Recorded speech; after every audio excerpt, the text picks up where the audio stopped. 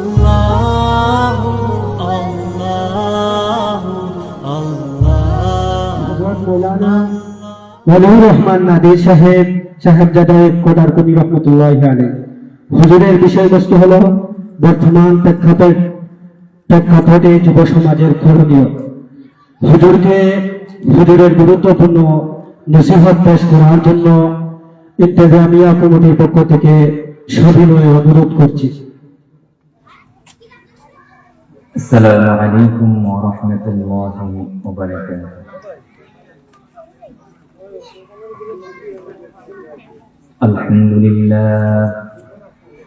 আলহামদুলিল্লাহ নাহমাদুহু ওয়া নাস্তাঈনুহু ওয়া নাস্তাগফিরুহু ওয়া নু'মিনু বিহি ওয়া নাতাওয়াক্কালু আলাইহি ওয়া না'উযু বিল্লাহি মিন শুরুরি আনফুসিনা من يهده الله فلا مضل له ومن يضلله فلا هادي له ونشهد أن لا إله إلا الله وحده لا شريك له ونشهد أن سيدنا وسندنا وحبيبنا ومولانا محمدا عبده ورسوله أرسله بالحق بشيرا ونذيرا وداعيا إلى الله بإذنه وسراجا منيرا أما بعد فقد قال الله تعالى في كلامه المجيد وفرقانه الحميد أعوذ بالله من الشيطان الرجيم بسم الله الرحمن الرحيم والسماء ذات البروج واليوم الموعود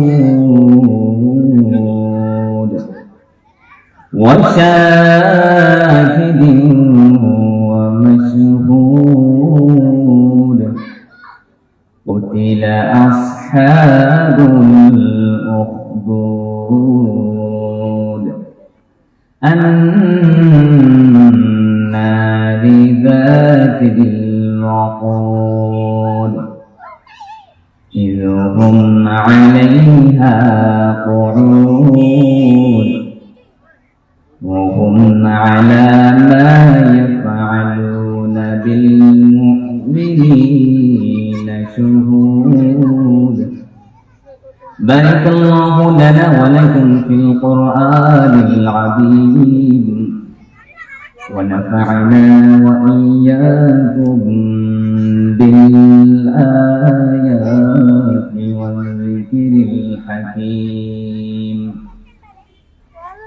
إن الله وملائكته يصلون على النبي يا أيها الذين آمنوا صلوا عليه وسلموا تسليما اللهم صل على محمد وعلى آل محمد كما صليت على إبراهيم وعلى آل إبراهيم إنك حميد مجيد اللهم بارك على محمد وعلى آل محمد كما باركت على إبراهيم إنك حميد مجيد بلغ العلا بكماله كشف الدجى بجماله حسنت جميع خصاله صلوا عليه وآله كريم السجايا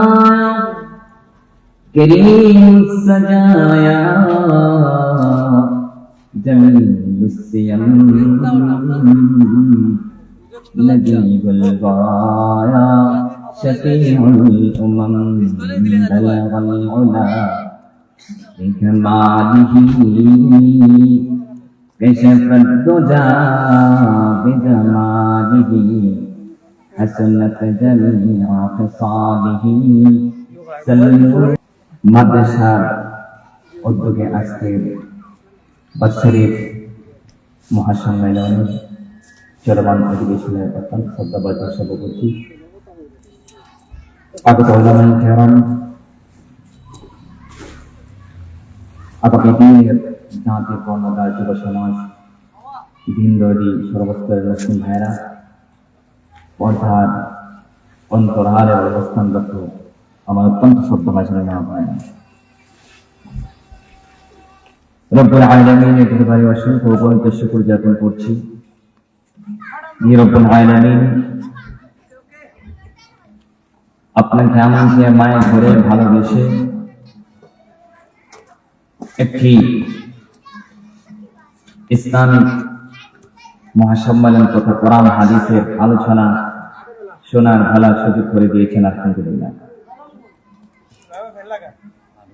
বর্তমান সমাজ অত্যন্ত ক্ষতিগ্রস্ত তথা ধ্বংসের পথে। আমাকে কর্তৃপক্ষ যে বিষয় দিয়েছেন বর্তমান প্রেক্ষাপট ও যুব সমাজের করণীয়, এটা গুরুত্বপূর্ণ একটা বিষয়। এই যুব সমাজ চাইলে গোটা দেশ পরিবর্তন করতে পারে। আজ জাতি যে আছে যুবকদের দিকে তাকিয়ে আছে। এই যুব সমাজ যদি বিপ্লবের আওয়াজ তোলে, বিপ্লব ঘটাতে চায়, তাহলে শুধু এই জাতি না, পুরা পৃথিবীকে পরিবর্তন করতে পারে। এজন্য পরিকল্পিতভাবে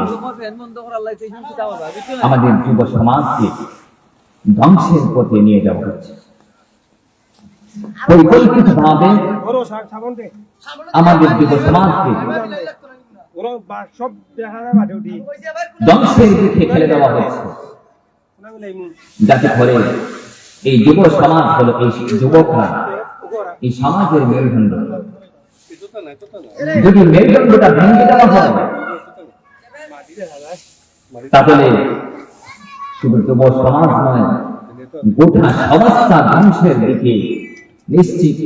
এই জন্য মুসলিম উম্মার রূপ থেকে আমাদের পর্যায় টুকরা যুবক ভাইদেরকে এই সমাজটাকে পরিকল্পিতভাবে ধ্বংসের দিকে ঠেলে দেওয়া হচ্ছে। এই যুব সমাজকে ধ্বংসের জন্য কয়েকটা মাধ্যম ব্যবহার করা হচ্ছে। একবারে রুটিন মাফিক এই যুবকদেরকে চেঞ্জ করা হচ্ছে, তাদের রোলগুলো পরিবর্তন করে দেওয়া হচ্ছে, রোলগুলো পরিবর্তন করে দেওয়া হচ্ছে। এই যুবকদেরকে তাদের কাঠামোগুলো চেঞ্জ করে দেওয়া হচ্ছে। কারণ তারা জানে একটা যুবক যদি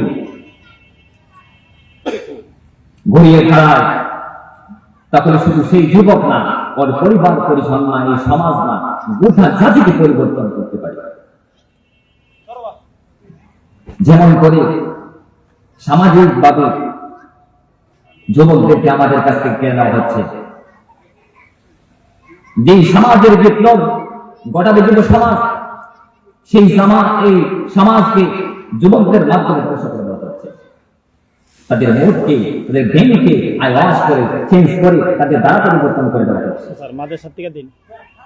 এজন্য যেহেতু প্রতিপক্ষ আমাকে যুব সমাজ সম্পর্কে কিছু বলার জন্য বলেছে, আমি পবিত্র কোরআন থেকে মানব জাতির একমাত্র মহাসনদ, মহাসনদ, মহাগ্রন্থ কোরআন থেকে সূরাতুল বুরুজের কয়েকটা আয়াত তিলাওয়াত করেছি।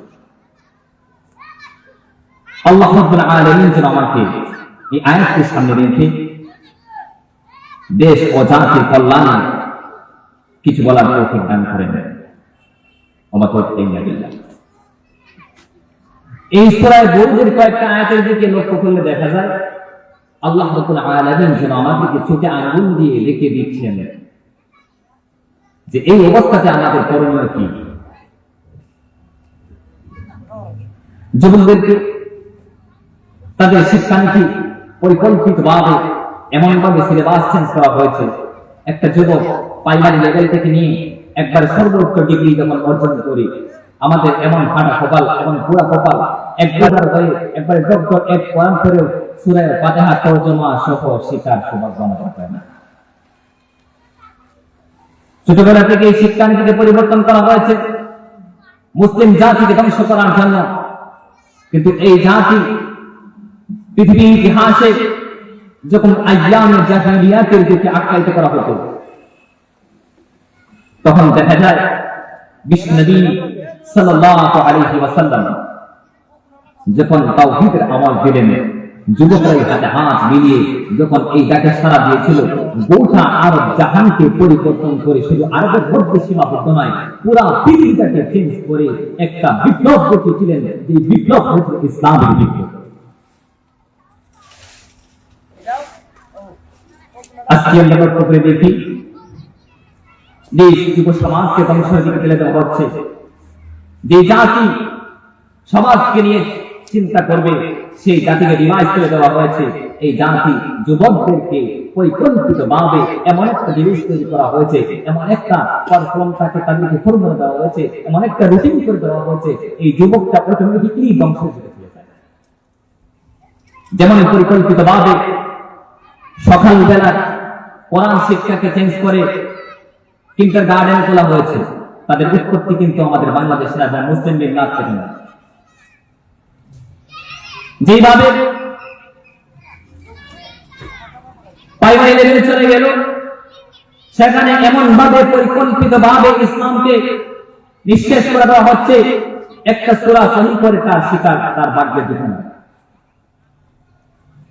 যখন সে উচ্চতর শিক্ষায় চলে যায়, উচ্চ মাধ্যমিক শিক্ষায় চলে যায়, সেখানে দেখা যায় ইসলাম তো শিক্ষা দিল না, বরং এমন কিছু শিক্ষা দেওয়া হয় যে আমাদের পর্যাপ্ত সন্তানগুলো অটোমেটিকলি নাস্তিকে পরিণত হয়ে যায়।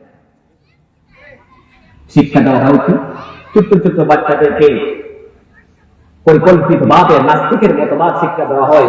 গাছটি পচা মতবাদ, যে মতবাদ গুলো, যে কথাগুলো, যে কমেন্ট গুলো বিশ্বের কোন দেশ বিভিন্ন ছাড়া গ্রহণ করে না, সেই গাছটি পচা মতবাদ বাংলাদেশে গ্রহণ করে ডারউইনের মতবাদ। তার একটি হলো মানুষ বানর থেকে হয়েছে।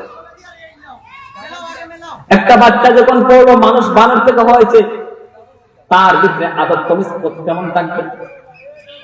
সমাজের মধ্যে যে লোকটা বেশি দুষ্টামি করে তাকে গালি দেওয়া হয় বানরের ঘরের বানর। আর এই বানরকে বানরের সন্তান হিসাবে আমাদেরকে পরিচিত করা হচ্ছে এবং এই সিলেবাসটাই আমরা পড়ছি। এগুলো এমনি নয়, এগুলো পরিকল্পিত ভাবে মুসলিম জাতির বাচ্চাদেরকে মেরুদণ্ড ভেঙে দেওয়ার জন্য এই শিক্ষা আমাদের সমাজের মধ্যে চলমান। তারপরে কি করলো? ট্রান্সজেন্ডার, ছেলে থেকে মেয়ে, এই সমস্ত নোংরা শিক্ষা আমাদের মুসলিম জাহানের মধ্যে মুসলিম বাচ্চাদেরকে শিক্ষা দেওয়া হচ্ছে। তারপরে বিভিন্ন অপশন রয়েছে আরো, আমাদের হাতে তুলে দেওয়া হয়েছে ফেসবুক, আমাদের হাতে তুলে দেওয়া হয়েছে ইউটিউব, আমাদের হাতে তুলে দেওয়া হয়েছে বিভিন্ন ইলেকট্রিক মিডিয়া, ইলেকট্রনিক ডিভাইস গুলো আমাদের হাতে তুলে দেওয়া হচ্ছে। ঘন্টার পর ঘন্টা একটা বাচ্চা যখন আসক্ত হয়, ভাববেন এগুলো আবার কিভাবে, এমন কিছু শিক্ষা দেওয়া হচ্ছে যেগুলো অনলাইন থেকে আমাদেরকে নিতে হয়। বাধ্য হয়ে ভালো ভালো সচেতন ফ্যামিলি গুলো বাধ্য হয়ে অ্যান্ড্রয়েড সেট বাচ্চাদের হাতে তুলে দিতে হচ্ছে, যে ক্লাসগুলো আমাদের অনলাইনের মধ্যে দেওয়া হচ্ছে। একটা বাচ্চা মানুষ অনলাইন যখন পায়, চতুর্দিকে কালো হাত ছানি শুভায়, তখন সে আর ভালোর মধ্যে থাকে না, সে চলে যায় অন্য জগতের মধ্যে। এক সময় আর সে থাকে না, সে অন্য জগতে চলে যায়। আস্তে আস্তে আমাদের যুব সমাজগুলো, আমাদের তরুণ কিশোরগুলো ধ্বংসের পথে চলে যায়। এভাবে পরিকল্পিত ভাবে আমাদের সমাজকে একে একে ধীরে ধীরে ধ্বংসের দিকে ঠেলে দেওয়া হচ্ছে। আমি আপনাদের মধ্যে সূরাতুল বুরুজের কয়েকটা আয়াত তেলাওয়াত করেছি। এই আয়াতের মধ্যে আল্লাহ রাব্বুল আলামিন বলেন, ওয়াস-সামাঈ যাতিল বুরুজ ওয়াল ইয়াউমিল মাউউদ ওয়া শাহিদিন ওয়া মাশহুদ উতিলা আসহাবুল উখদুদ। আল্লাহ কয়েকটা কসম খাইলেন, চারটা কসম খাইলেন। প্রথম আয়াতে একটা কসম খাইলেন, দ্বিতীয় আয়াতে একটা কসম খাইলেন, তৃতীয় আয়াতে দুইটা কসম খাইলেন, এই তিনটা আয়াতে চারটা কসম খায়, একটা বললেন উতিলা আসহাবুল উখদুদ। প্রথম খণ্ডের আকাশ বিশিষ্ট, তারা বিশিষ্ট আকাশের কসম খায় একটা কথা বললেন, ইয়াউমুল আরাফার কসম খায় একটা কথা বললেন, শাহিদ এবং মাশহুদের কসম খায় একটা কথা বললেন। কি বললেন? উতিলা আসহাবুল উখদুদ, গর্তওয়ালার প্রতি আমি আল্লাহর অভিশাপ। গর্তওয়ালা কারা? সূরা বুরুজের মধ্যে একটু ইঙ্গিত করেছেন, বিস্তারিত ঘটনা হাদিসের কিতাবে এনেছেন, মুসলিম শরীফের মধ্যে এনেছেন। ঘটনা না বলে আর আপনাদেরকে বোঝানো যাবে না, আমি একটু ইঙ্গিত করি। ঘটনা সচরাচর সবার জানা আছে। আসহাবুল উখদুদের একটা ঘটনা এনেছেন। আল্লাহ রাব্বুল আলামিন চারটা কসম খাইলেন। কসম খাইলেন কেন? কসম খেয়ে গুরুত্ব আল্লাহ বুঝালেন, সেই কথার গুরুত্ব বুঝিয়ে দিলেন। আল্লাহ রাব্বুল আলামিন অভিশাপ দিলেন এক জাতিকে, গর্তওয়ালা জাতিকে আল্লাহ রাব্বুল আলামিন অভিশাপ দিলেন। কি অভিশাপ দিলেন? ইয়ামানের এক বাদশার নাম ছিল ইউসুফ জনাব। এই ঘটনার প্রতি ইঙ্গিত করলেন। যেই সময় বর্বরতায় সয়লাব হয়েছিল, মুসলিম সমাজ ধ্বংসের পথে চলে গেল, মুসলিমরা নির্যাতিত, নিপীড়িত, নিষ্পেষিত হচ্ছিল, সেই ঠিক সময় আল্লাহ রাব্বুল আলামিন সূরা বুরুজ নাযিল করে এই সমস্ত নির্যাতিত মুসলমানদেরকে শান্তি দিলেন। সাহাবায়ে কেরামদেরকে ডাইরেক্ট সান্ত্বনা দিলেন, আর মুসলিম মিল্লাতকে কিয়ামত পর্যন্ত ইনডাইরেক্ট সান্ত্বনা দিয়ে আল্লাহ রাব্বুল আলামিন আমাদেরকে সান্ত্বনা দিলেন এই সূরার মাধ্যমে।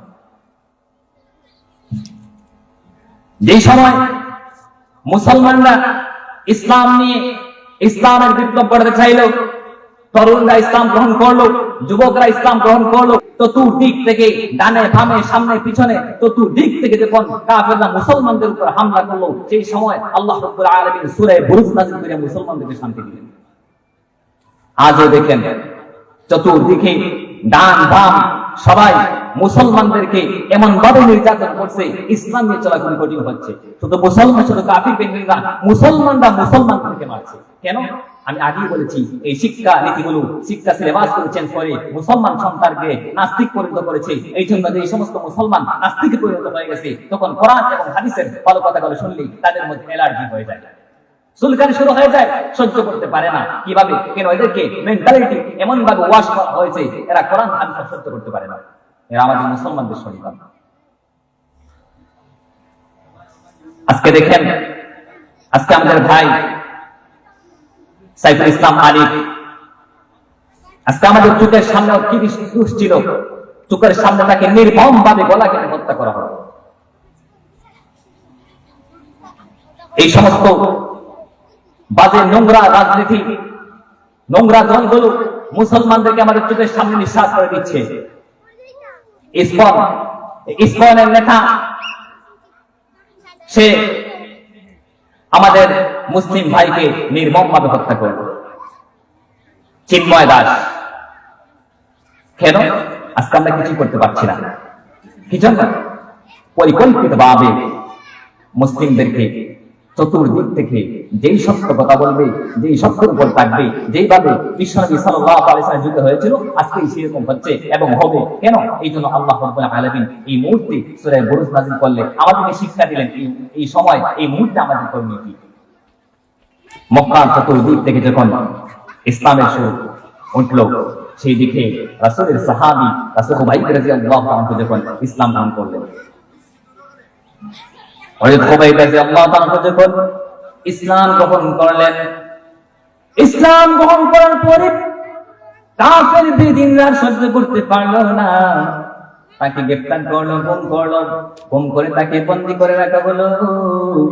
এক সময় তাকে অন্ধকার কুঠরিতে রেখে দিল আয়নাঘরের মধ্যে। আয়নাঘর কিন্তু আগে আছে।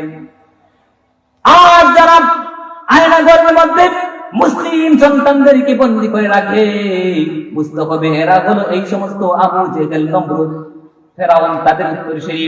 ভাইরা আমার, হযরত খুবাইব রাদিয়াল্লাহু আনহুকে যখন আয়নাঘরের মধ্যে বন্দী করে রাখা হলো, খাওয়ান দেয় না, এই যখন খাওয়ান দেয় না, বন্ধ করে রেখে দিল, খাওয়ান দেয় না, অনাহারে কষ্টের মধ্যে রেখে দিল। হযরত খুবাইবকে যখন একদিন, দুই দিন, তিন দিন যায়, মারা যায় না, কাফেররা অবাক হয়ে গেল, কি রে এই মুসলমান কেন মারা যায় না? হযরত খুবাইব যত দিন যায়, সপ্তাহ যায়, কখনো এইদিকে হুজুর তার কোনো পরিবর্তন হয় না। কাফেররা অবাক হয়ে গেল, কি রে খুবাইব কেন মরে না? এইদিকে দেখা যায় পরবর্তী তিনি মুসলমান হলেন জয়নব। সে ভাবলো আমাদের বাপ চাচারা তো খুবাইবকে খাওয়ান দেয় না, তাহলে খুবাইব কিভাবে বাঁচে একটু দেখি। আগলা থেকে চেয়ে দেখে যখন খুবাইব গভীর রাত হয়, হযরত খুবাইব রাদিয়াল্লাহু তাআলা আনহু মধুর কণ্ঠে যখন তেলাওয়াত করে, আল্লাহর সাথে যেন তার সম্পর্ক হয়ে গেছে। এইদিকে দেখা যায় সামনে যেন আকাশ থেকে ফলের জুটনা, আঙ্গুরের জুটনাগুলো সামনে আল্লাহর পক্ষ থেকে তার সামনে তুলে ধরা হয়েছে। সুবহানাল্লাহ। এই আয়নাঘর এখন না, ওদের আগেই ছিল। যারা এই দিকে পরিচালিত হবে তাদেরকে এভাবেই পদার্থ অবস্থায় তাকে কষ্ট দেওয়া হবে, যেভাবে আমাদের বর্তমান আমাদের আকাবির যাদেরকে আমাদের তাজ বলি, তাদেরকে যেভাবে রিমান্ড দেওয়া হয়েছিল, জেল দেওয়া হয়েছিল, মামলা দেওয়া হয়েছিল, হামলা করা হয়েছিল, কি অপরাধ ছিল? একটাই ছিল, তাদেরকে এই জমিনের মধ্যে এই যুব সমাজদেরকে জাহান্নাম থেকে বাঁচিয়ে মুক্তির পথ দেওয়া। এই জাহান্নাম থেকে এই সমাজটাকে জাহান্নামে পরিণত করে দিয়েছে, এই জাহান্নামটাকে পরিবর্তন করে জান্নাতি সমাজ পরিবর্তন করবে যারা, তাদেরকে যেই অবস্থা করা হয়েছিল সেই অবস্থা আগের দিনই ছিল। হযরত খুবাইব রাদিয়াল্লাহু তাআলা আনহুকে যখন বন্দী করে রাখা হলো, একদিন যায়, দুই দিন যায়, তিন দিন যায়, সপ্তাহ যায়, কোনো পরিবর্তন হয় না। এইদিকে হযরত জায়নব আর দিকে চায় দেখি গভীর রাত যখন হয়ে যায়, কে যেন তাকে খাওয়ান দিয়ে যায়। আল্লাহর সাথে তার যখন সম্পর্ক হলো, আল্লাহর পক্ষ থেকে যখন খাওয়ান আসে, এই কথাগুলো যখন কাফেরদের সামনে জানাজানি হয়ে গেল, এই কথাগুলো কাফের বেদিনরা যখন জেনে গেল হযরত খুবাইবকে এইভাবে হত্যা করা যাবে না, কেন? তার আল্লাহর সাথে সম্পর্ক হয়ে গেছে, তাকে এবার প্রকাশ্যে হত্যা করতে হবে, তাকে প্রকাশ্যে হত্যা করতে হবে। আমি শুধু এই ঘটনাগুলো দেখি আর মিলাই। আরে আমাদের আলেমদেরকে সেই অবস্থা হয়েছিল, জেলের মধ্যে তাদেরকে রাখা হয়, রিমান্ড দেওয়া হয়, কেস দেওয়া হয়, মিথ্যা মামলা দেওয়া হয়, যখন কিছুই করা যায় না, তারপরে কি তাকে ডাক্তারের অজুহাত দেখাইয়া তাকে ইনজেকশন দিয়ে তাকে শহীদ করা হয়। নাউজুবিল্লাহ। আমাদের কোনো সন্দেহ নেই, আমরা কোনো ইতস্তবোধ করি না, আমরা বুঝি আপনারাই ছিলেন সেই কাফেরদের দূষণ। তোমাদের ব্লাড ডিএনএ টেস্ট করলে পাওয়া যাবে আবু জাহেলের রক্ত তোমাদের শরীরে আছে। মানে একজন আলেমকে সেভাবে ডাক্তার অজুহাত দেখাইয়া তাকে জাতির শ্রেষ্ঠ মুফাসসিরকে ইনজেকশন দিয়া মারতেন না, শহীদ করতেন না। হযরত খুবাইবকে যখন প্রকাশ্যে তারা হত্যা করার চেষ্টা করলো, এবার বলল, ও খুবাইব, আসো তোমাকে হত্যা করা হবে। হাত পা যখন বান্ধব সেগুলা ছেড়ে দেওয়া হলো, হযরত খুবাইব সামনের দিকে যখন চলতে লাগলেন, সামনে যা দেখে একটা মঞ্চ বানানো হয়েছে, একটা মঞ্চ তৈরি করা হয়েছে। সেই মঞ্চের মধ্যে একটা কাঠ মারা আছে, সেই কাঠের দিকে তাকে ইশারা করা হলো। হযরত খুবাইব রাদিয়াল্লাহু তাআলা আনহু সেই দিকে তো দৌড়ে গেলেন। কিছুক্ষণ আগেই তাকে বলা হলো, ও খুবাইব রে, তোমার কি কোনো শেষ চাওয়া আছে? তোমার কি কোনো শেষ স্বপ্ন আছে? কোনো পাওয়ান দাওয়ান তোমার কি আছে বলো? হযরত খুবাইব বললেন, সাল্লু রাকাতাইন, আমি 2 রাকাত নামাজ পড়তে চাই।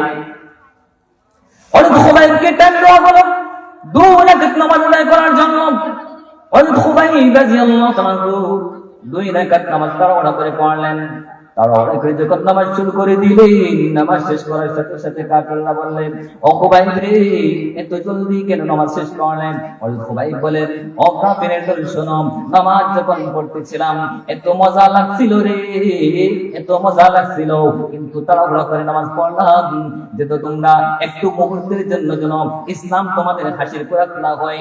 আমি যখন দেরি করে নামাজ পড়ি, নামাজে যখন কাল বিলম্ব করি, তখন এক সময় তোমরা বলাবলি করবা মুসলমানরা মৃত্যুকে ভয় পায়, নামাজের রাসূল দেখিয়া তারা নামাজের মধ্যে দেরি করে, মৃত্যুকে ভয় পায়, এই জন্য তাড়াহুড়া করে নামাজ পড়লাম। সুবহানাল্লাহ।